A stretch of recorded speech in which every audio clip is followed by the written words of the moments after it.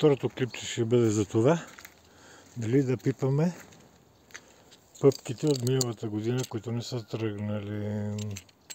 Предполагам, че е изсъхнала, но дали да ги пипаме или не. До май аз не ги пипам старите пъпки, така че